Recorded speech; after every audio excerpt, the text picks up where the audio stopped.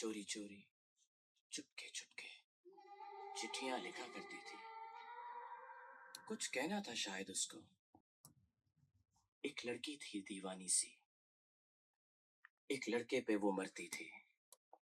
हाँ जी, तो देखिए आज का जो डायलॉग है जिसके साथ हम इंग्लिश सीखने वाले हैं, ये वो फेमस वाला डायलॉग है, एक लड़की थी दीवानी सी। अगर आपने ये मूवी नहीं देखी तो भी आपने डायलॉग सुना होगा, क्योंकि ये डायलॉग इतनी बार रीपर्पस किया गया है, अलग-अलग तरह से यूज़ किया गया है। यानी कि कभी मीम्स में, कभी और तरह के जोक्स बनाने में, या फिर कोई और इस टाइप की रोमांटिक लाइन्स के लिए।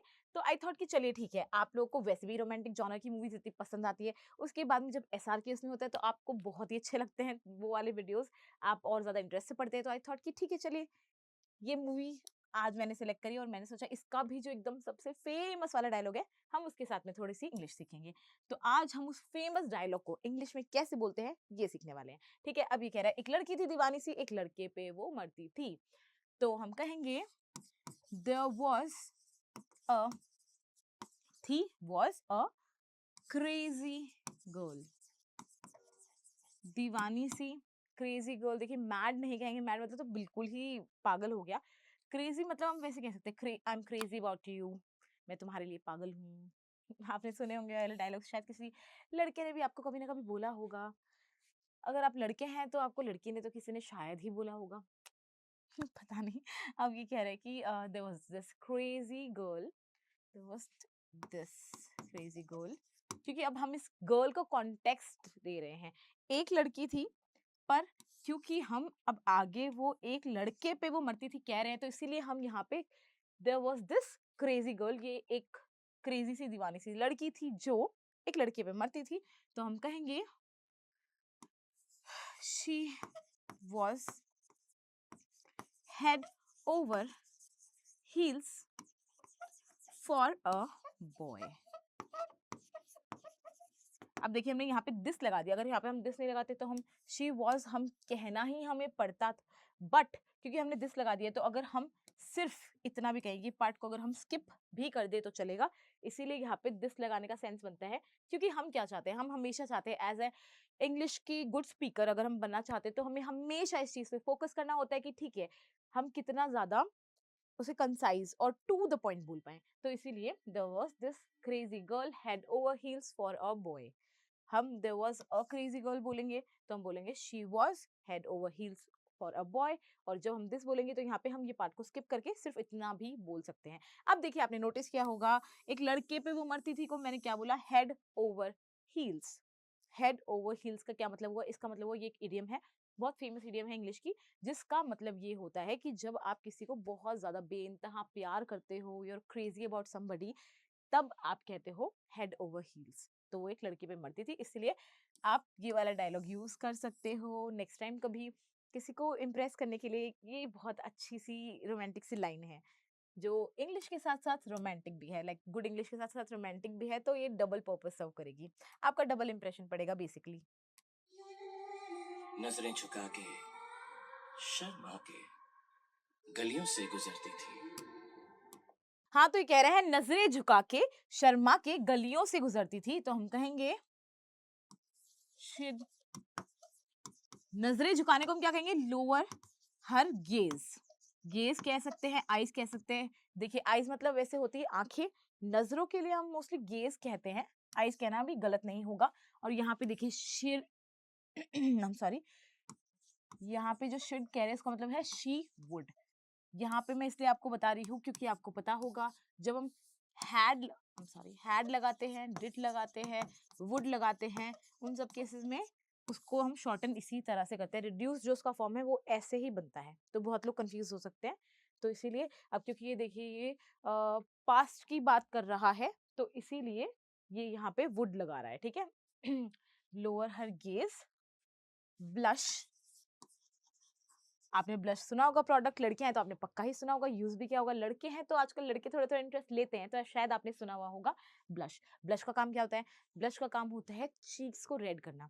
आपको पता होगा ब्लश मतलब वैसे नॉर्मली जो उसका बेसिक मीनिंग है वो होता है शर्माना। जब हम शर्माते हैं तो शर्माने के बाद में हमारे चीक्स कैसे पिंक हो जाते हैं, तो वहीं से इसका नाम है, इस प्रोडक्ट का नाम रखा गया है ब्लश, क्योंकि इसका काम भी वही है, चीक्स को पिंक करना। तो अभी कह रहे हैं lower her gauge blush and blush and quietly pass by, ये क्या हुआ, by lanes. लेन्स कह सकते हैं, गलियों से गुजरती थी, पास बाय हिम कह सकते हैं, या हिज लेन्स कह सकते हैं, भाई उसकी गलियों से गुजरती थी. अब देखिए, क्योंकि यहाँ पे क्या है, यहाँ पे ये एक पोयम बोल रहा है और यहाँ पे हमें इसका पीछे का मतलब देखना है कि वो कहाँ कौन सी गलियों से गुजरती थी. वो ऑब्वियसली ये नोटिस करें, यानी इसकी गलियों से ही गुजरती होगी या उसके आसपास से गुजरती होगी, तो इसलिए ये तीनों तरह से हम लिखें तो गलत नहीं है. यहाँ पे इतनी लिबर्टी हम ले सकते हैं. चोरी चोरी चुपके चुपके चिट्ठियां लिखा करती थी. कुछ कहना था शायद उसको. अभी कह रहा है चोरी चोरी चुपके चुपके चिट्ठियां लिखा करती थी. Secretly she write love letters या letters, pouring her heart onto every page. चिट्ठियां लिखा करती थी. अब देखिए, ये जो है, ये चीज मैं आगे मैंने एडिशनली ऐड करी है इसके पीछे का मीनिंग समझाने के लिए. हम यहाँ तक भी कहें सीक्रेटली शी राइट लेटर्स, यहाँ तक भी सही है, इतना भी इनफ है. अभी कह रहा है कुछ कहना था शायद उसको, तो हम कहेंगे it seemed like she had something to say. कुछ कहना था शायद, तो शायद है, तो इससे हम कह रहे हैं कि हमें ऐसा लगता था. It seemed like she had something to say, कुछ कहना था उसको, से कहना. जाने किससे डरती थी जब भी मिलती थी मुझसे. अभी कह रहा है जाने किससे डरती थी, तो हम कहेंगे बट शी फियर समथिंग, या हम कह सकते हैं she wouldn't say anything, wouldn't say anything, fearing something. किसी चीज से डर के वो कुछ नहीं कहती थी. उसे शायद कुछ कहना था पर कुछ भी नहीं कहती थी. जब भी मिलती थी मुझसे, whenever she used to meet me, जब भी मिलती थी. अब देखिए, जब हम किसी चीज की हैबिट बताते हैं तो हम कहते हैं जो काम बार बार हो रहा है तो हम यूज टू कहते हैं. I used to go to the school, I used to go to the gym. ठीक है, तो इसीलिए I used to, whenever she used to meet me, जब भी वो मुझसे मिलती थी. मुझसे पूछा करती थी प्यार कैसे होता है, ये प्यार कैसे होता है. अभी कह रहा है मुझसे पूछा करती थी. अब ये जैसे जैसे डायलॉग सुन रही हूँ, मुझे भी एकदम से वो काइंड ऑफ नॉस्टैल्जिक भी फील हो रहा है और ऐसे लग रहा है कि हाँ, कितनी बार सुना है, ऐसे बहुत ही फेमिलियरिटी सी फील हो रही है. आई थिंक आप लोग को भी फील हो रही है, कभी ना कभी अपने अपने लाइफ में ये डायलॉग जरूर सुना होगा. I am sure of it. तो अभी कह रहा है मुझसे पूछा करती थी, she'd ask me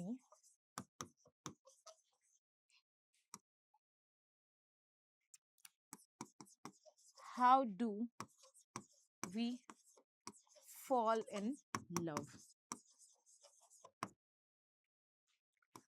how does love feel, ये प्यार कैसे होता है, ये प्यार कैसे होता है. How do we fall in love, हम प्यार में कैसे पड़ते हैं. और मैं सिर्फ यही कह पाता था. अभी कह रहा है और मैं सिर्फ यही कह पाता था.